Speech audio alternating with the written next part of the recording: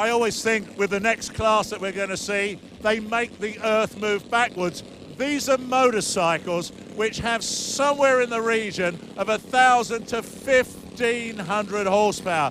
They're quite extraordinary. It's top fuel bike.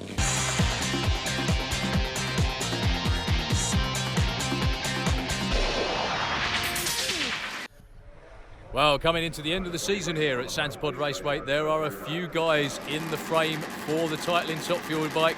One man from Great Britain, Ian King, his first ever season on the Gulf Oil's top fuel bike, a brand new machine. He's in the points lead at the moment. Ian, here you are, into the finals, leading the championship.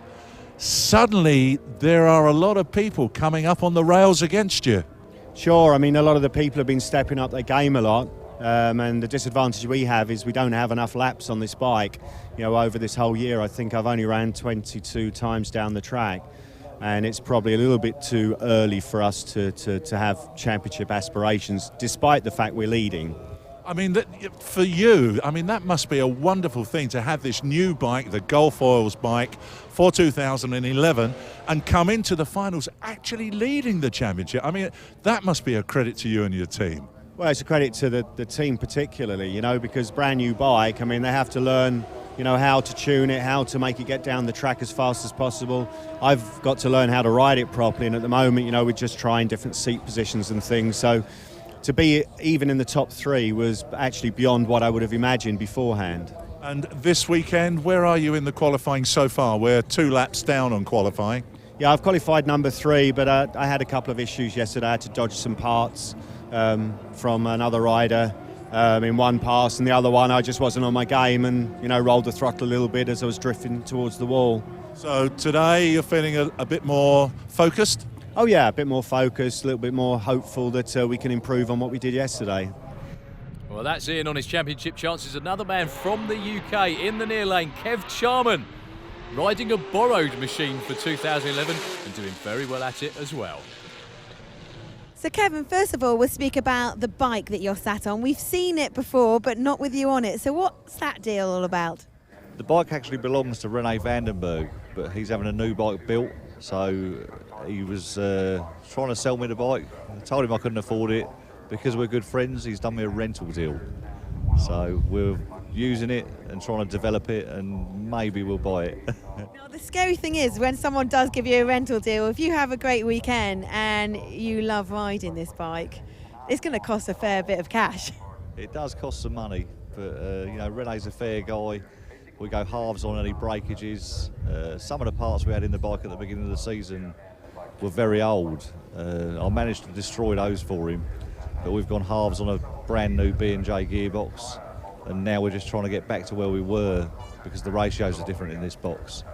So our first run ever on the bike was an 868, sorry, a 686, which we think is the fastest anyone's ever gone on their first run on a fuel bike. You're so going to buy this bike at the end of this weekend. What has the step up been like? Because you obviously used to compete in funny bikes. It's different. The funny bike's a lot lighter, but the last bike I was riding was not a very good handling bike, so this handles a lot better, but the difference is this just pulls and pulls all the way through, but a funny bike will start to lose power after the 8th, so and it's just such a different setup.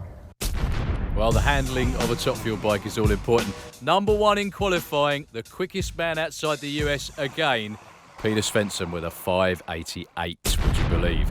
So, in the first round, he's got Otto Kniebel, new man to us, Steve Carey against Patchy Payaka, Sverredal and Ian King, and Kev Charmin against Steve Woolat. Interesting, isn't it, Darryl, that we've actually got 4 Brits in this particular event here for Top Fuel Bike, which really does please me. But the man who's got to come up against Peter Svensson here, Otto Kniebel, really must be thinking, oh, that's so unfair. Peter Svensson, number 1 qualifier with a 588, runs through there so easy peasy. 605. Doesn't he make that look easy? man and machine in perfect harmony. This bike is just a phenomenal piece of engineering. Him and his brother Soren, that 588 they ran in qualifying last night was just a thing of beauty, and he was off the throttle before the finish line, as he was in that first round race. Yeah, indeed. Right, now then, Steve Carey from Great Britain on his machine he likes to call the Purple Princess, coming up against Petri Pajaka, and it's Petri who goes up in smoke, but the thing with Petri is luck always sits on his shoulder. And so who's sitting on the start line? It's Steve Carey. Yeah, Steve Carey unfortunately rolled the lights. Petri got the green light, so even though he went up in smoke, spun that big slick off the line, didn't matter because Steve Carey got a red light. And that in replay again, you can just see Steve creep through the beams. He had a great weekend up to that point, ran quite a few mid 6 second runs, just about his best ever with that bike. But Sunday, it's about round wins, and that was Petri. He was number 5 qualifier, don't forget, Steve Carey, so he did very, very well. Right, now then, all eyes on this pair coming out here. Norway, in the form of this man, Sverre Dahl, and all the Brits on their tippy toes here cheering for Ian King on the Golf bike. Oh, he goes up in smoke. Sverre Dahl rockets away. Well, that's really going to hurt his championship chances. Ian King, unfortunately, picks the worst time he could to smoke the tyres. Sverre goes through with a 6:45. That really went up in smoke, didn't it? Yeah, we had stepped it up. It obviously shouldn't have done that. It wasn't our plan. But the championship is gone now, I would imagine, with that. Yeah. No, Peter deserves it by far. He's earned it. He's running the numbers. He deserves it. He's good for the sport, good for the class. Wow, that's Mick Beaumont, crew chief for Ian King there. Disappointed, but still very gracious indeed in defeat. They're all good friends off the road. Yeah, they are, especially in this class. There's a lot of camaraderie in Top Fuel Bike. The two Brits, Steve Willett and Kev Charmin, and Kev Charmin problems on the start line. It's Steve Willett all the way through. Well done to him, a 7:52.